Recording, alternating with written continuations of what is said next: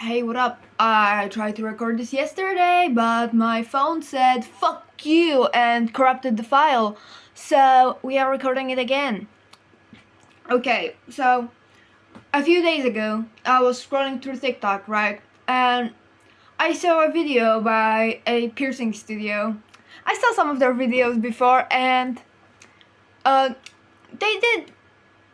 I did not like them too much, but they weren't like terrible. But this video was like cheek piercings 101. And oh god, the things I saw there were awful. So I left a comment about it and they blocked me. So because they blocked me, I was like, hey, what the fuck? So because they did that, I decided to look through their page and what I found was not pretty. Alright, so in the original video I saw, it was about cheek piercings, as I said. And first thing that I thought to myself, that's not right, was that they said that they use bioplast for the jewelry.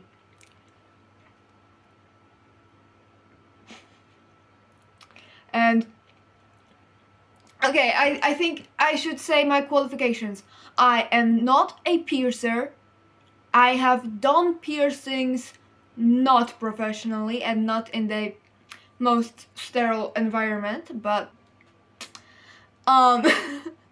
whatever.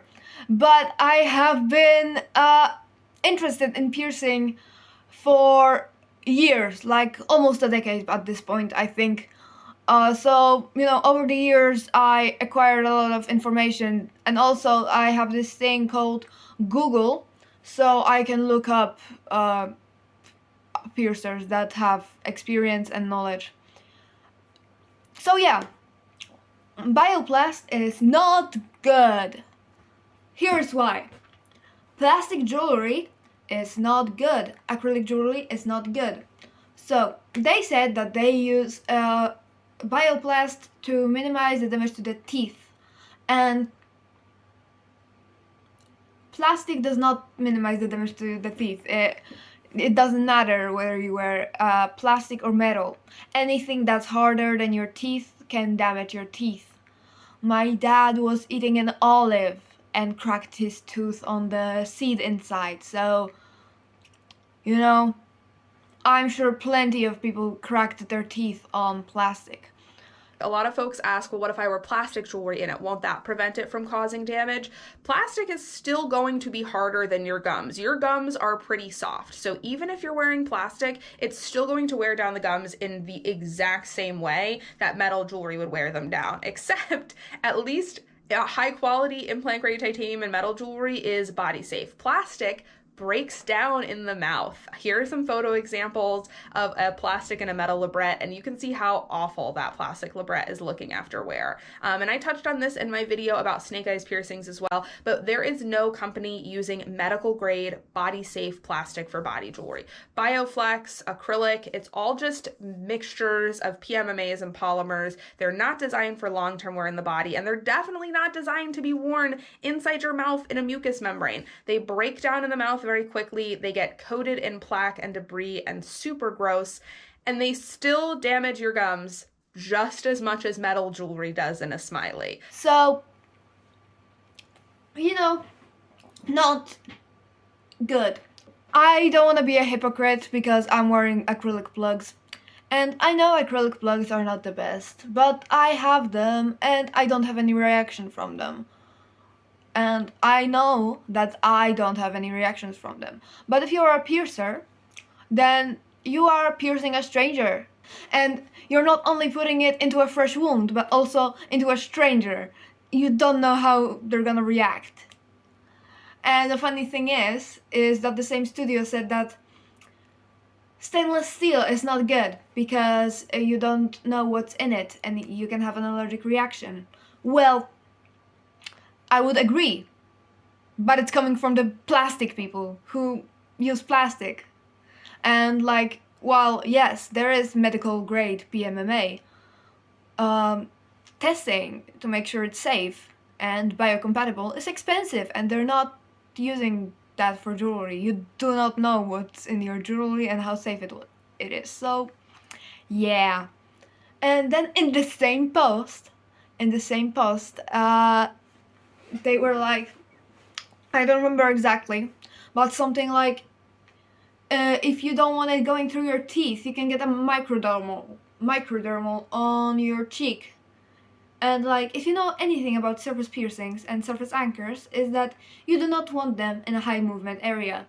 And while people do get surface anchors on their face, or surface piercing, you see that the most popular placement, I think, is about here, on the temples are here, but on the cheeks, like the anti-eyebrow, the here, maybe sometimes on the forehead, and look at me, look at these points, look here, and now we're gonna do expressions.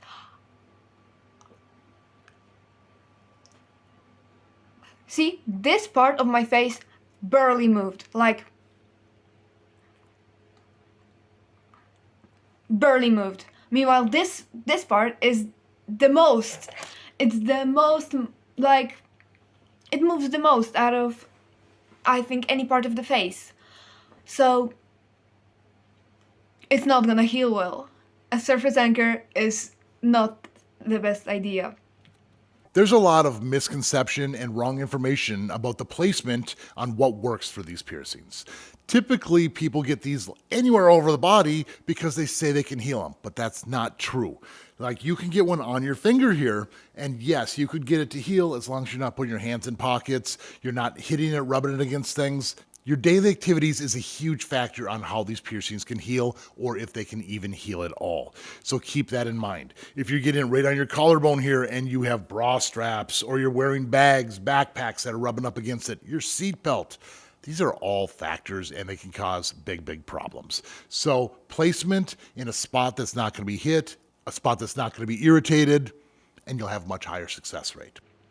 And then I was like scrolling through their page after they blocked me because I was annoyed and pissed, and I was like, I wonder what else they do wrong. Oh, also the comments, right? Every time, I think in every video there's at least one comment where someone is like, I don't think that's right, and they're like, no, this is fine. We are professionals. We make sure everything is fine. Everything is fine. We are professionals. Maybe I'll show you some proof here. I don't know. Yeah. So there's that. So they have this series called Piercings 101, and that's what was the cheek video that I saw. So another video from them that I saw was Dath 101, about the Dath piercing. And oh my god, it was mostly fine, Dath here, where it's done, that there's a rumor that it cures migraines and that there's no proof for that, the usual. But in the jewelry section, they said that on a fresh Dath you can either put a horseshoe or a curved barbell. No. I mean, the horseshoe part is correct. The curved barbell is not correct, and they said that they prefer the curved barbell. And the thing is, you want to put a hoop in your Dath. Maybe you could put a curved barbell once it's healed, but in a healing Dath, you want to put a hoop. Like, preferably a horseshoe, because then there's like no seam, on a seam ring, the seam can irritate the wound. Same on a clicker. So I would say a horseshoe is the best, but hoops in general. So, yeah, because a curved barbell can like turn and not be very good for your piercing. Another thing they did was, I was looking at their videos, and I was especially interested in their piercing videos, like footage of them piercing people, because I was curious, like, how do they do it? Like, is the process alright? And like, most of their videos are edited so that you cannot see anything. I mean, I was trying to see like what kind of jewelry they use. Like, is it internally or externally threaded? Like maybe threadless. Like, how sterile everything is. But you know, it's edited in such a way you can't see shit. So yeah, there was this one video where they were piercing like a girl's ear, and they were doing 3 piercings. In ear, it was a conch, I think, a helix, and a rook. And my god, the jewelry choices. So, like when you're healing a piercing, I would say it's the easiest to heal with a nice little ball, because then you can easily clean around it. And they put like a decorative piece, and like on the rook it was quite small, so not the worst, you know. But on the helix, and I think on the conch as well, they put like a larger piece. And with the larger piece there's an issue, because you can't really clean it properly.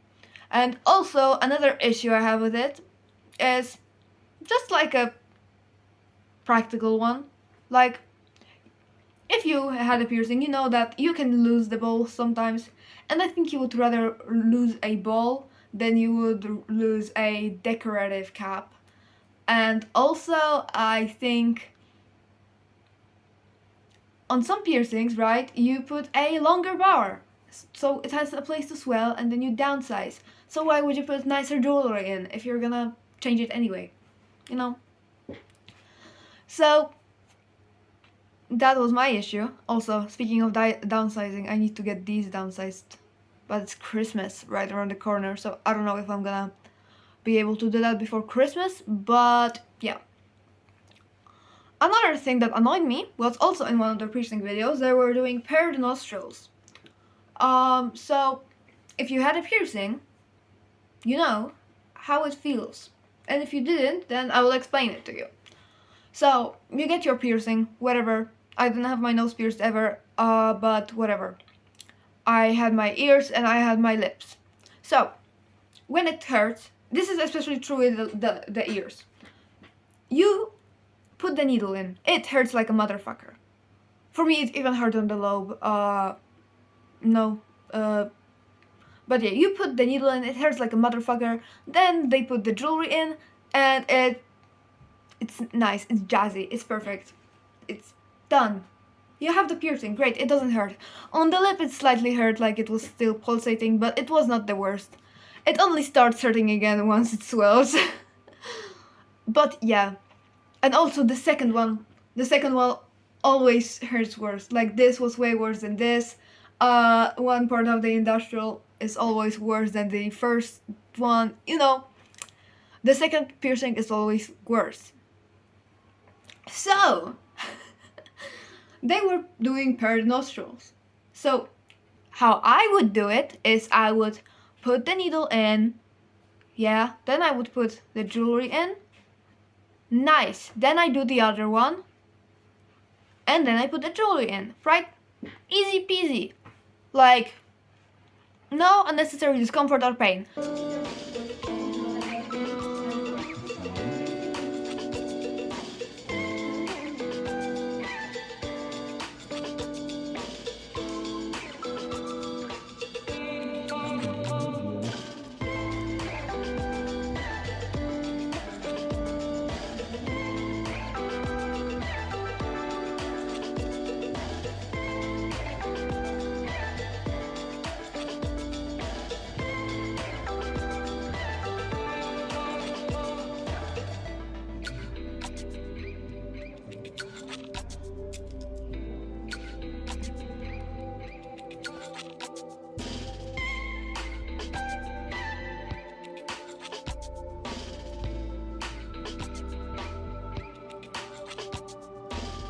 No. How they did it is put one needle in, put the other needle in, and then put the jewelry in. Oh my god.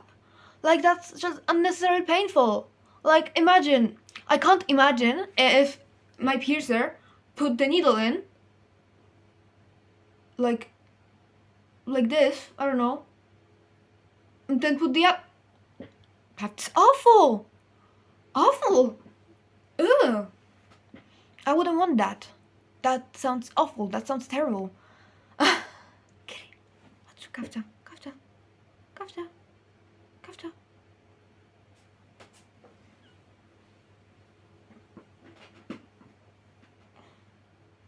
Okay. Okay, you don't want to be here? Okay. Oh, okay, on the desk. Okay, sure. And going back to microdermals, it's funny because they claim you can put them almost everywhere, which is not true. I mean, it is true that you can put them almost everywhere, but it is not a good idea. Can I totally take a needle and put a microdermal anywhere? In your finger, on your hand, on your wrist, on your toe? Yes, I could get a microdermal in all of those places. Is it necessarily a good idea or a smart idea or a safe idea? No, because just because we can put a microdermal in basically anywhere on the body, how long is it going to last? What type of scar is it going to leave? And what could go wrong with it while you have it? These are the three big questions that we answered when we were in the more experimental phase with surface piercings in the 2000s. And we learned the answers to those questions on people's bodies, sometimes with some really unfortunate outcomes. And that is why we now know what places do really well with microdermals, typically low movement areas with a decent amount of fatty tissue, and what areas do not do well with microdermals. High movement areas that don't have a lot of fatty tissue or are often exposed to certain bacteria, certain harmful practices or movements, or just are more prone to get irritated and have issues. So yeah, there was also a video where they put a surface anchor on some woman's arm. What are you doing, Kafka? Kafka, what are you doing? Kafka.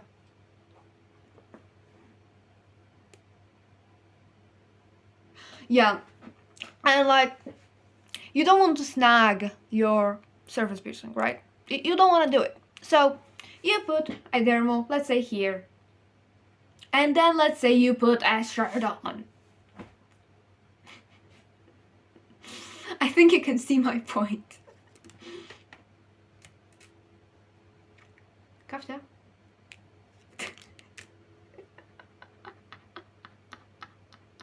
Kafka. Okay. Yeah. Here's an example of one of the projects that went the most viral online. These shooting stars on a girl's thigh. And here's how they looked a couple months into her having them.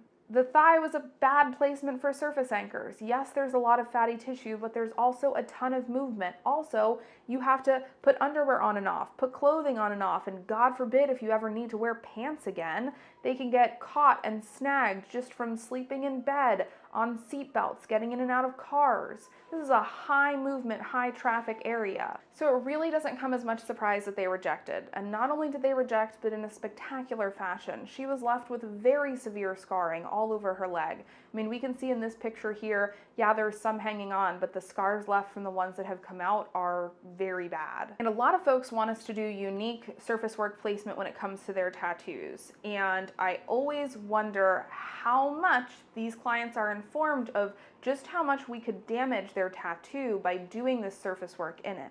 Obviously, as piercers, we hope that you're just gonna have an easy piercing. It's gonna last you a couple of years. You're gonna get some good years out of it. And then when it's time for it to be removed, it's gonna be removed easily and simply with minimal scarring. Of course, we hope that it goes smoothly and the scars are minimal, but that is not always going to be the case. Sometimes we are going to end up with really severe scarring that can permanently impact or disfigure the tattoo.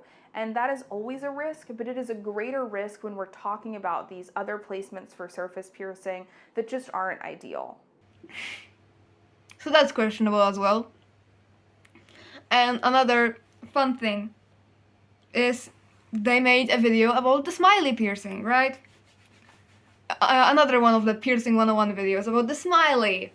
You know, the piercing that goes here, in the frenulum. My frenulum isn't too defined because I had it cut by an orthodontist. Because I had a gap in my tooth. In my teeth, you know. I had a gap here, and to close it, they had to cut my frenulum. Yeah. But you know what that does? First of all, I don't have a gap in my teeth, and second of all, I will never get that god-awful piercing. So, while offering a smiley is not a red flag by itself, I feel like the lack of information they provided about it is a bit concerning. Because, yeah, they did the smiley, they showed pictures, and one, they said that it's a piercing that is mostly unproblematic. And I assume they mean like healing and stuff. But then they said that it does affect the gums and teeth, but they didn't show how severe it can be. Like, you know, there's a difference between just saying that it can damage gums and teeth and showing a picture of gum erosion, or, you know, saying a story about someone who had their teeth fall out, you know.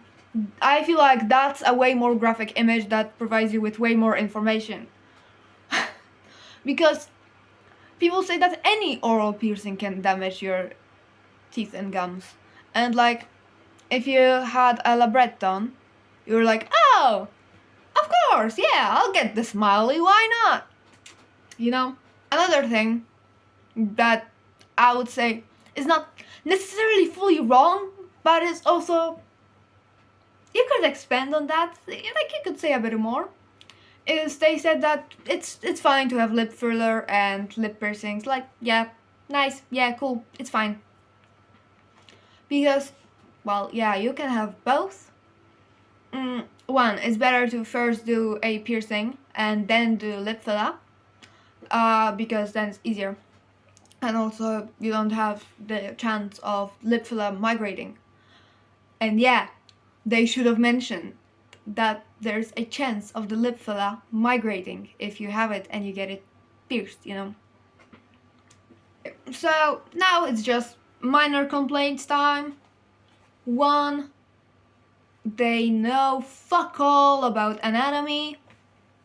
Like, I don't know, I think if I was a piercer and I was piercing septums probably every other day, I mean, depending how often you work. Hi, Kapta! Because it's a very popular piercing, right? I think you would know that it's going through the cartilage. They said it's not going through the cartilage, it's going through just the skin.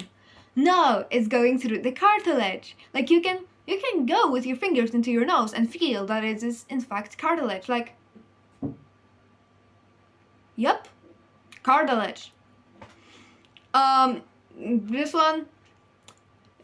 one tells me never go get pierced there, because they were like showing different pictures, and in one of the pictures they show a vertical labret, and it was slightly off-centered.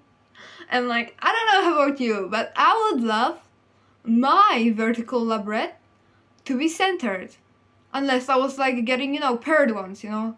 But then I would want them to be centered in relation to each other, you know, symmetrical. And another thing is, what was another thing? Oh yeah, this one is minor. This one is just a little nitpick. I don't know. I would use a bit more freehand than they do. I don't know. They, in my opinion, a bit too overboard with the clamps. I mean, it's not the worst, but, you know, don't need the clamps for everything. Don't need them. I mean, they did not use clamps for anything that's like actively harmful to use clamps on, you know. But like, we don't need them. I don't think we do. Yeah. Okay, and one last complaint is that they made a post that's ear stylings in the theme of Harry Potter houses, and like, if you like Harry Potter, I don't like you.